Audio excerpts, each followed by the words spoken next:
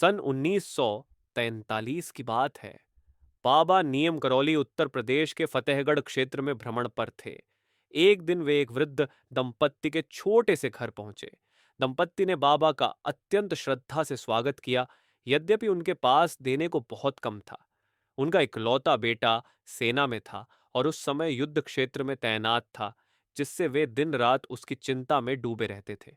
उन्होंने बाबा को रात्रि विश्राम के लिए एक पुराना कंबल और चारपाई दी। बाबा ने वही स्वीकार किया और उसी पर विश्राम करने लगे। परंतु रात भर बाबा कराहते रहे, जैसे कोई अदृश्य पीड़ा उन्हें सताए जा रही हो। यह देख वृद्ध दंपत्ति व्याकुल हो उठे।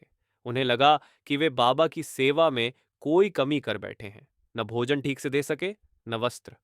सुबह होते ही बाबा उठे। उन्होंने वह कंबल समेटा और एक गठरी बनाई।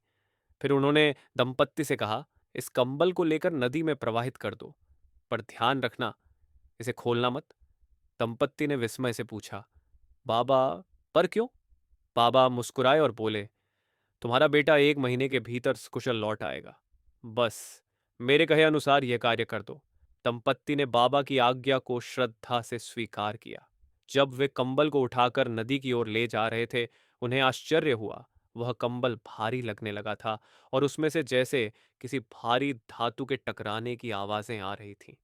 क्षण भर को उनके मन में उसे खोलने का विचार आया, लेकिन फिर उन्होंने बाबा के शब्दों को याद किया और श्रद्धा से उसे नदी में प्रवाहित कर दिया। ठीक 1 महीने बाद वह चमत्कार घटित हुआ। उनका बेटा युद्ध से सुरक्षित लौट आया।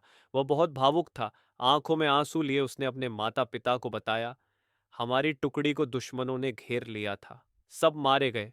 मैं भी निश्चित मृत्यु के मुंह में था, लेकिन अचानक जैसे कोई अदृश्य शक्ति मुझे वहां से निकाल लाई।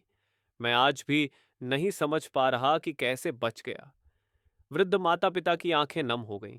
उन्हें समझ आ चुका था, वह अदृश्य शक्ति कोई और नहीं, स्वयं बाबा नियम करौली की करुणा और कृपा थी।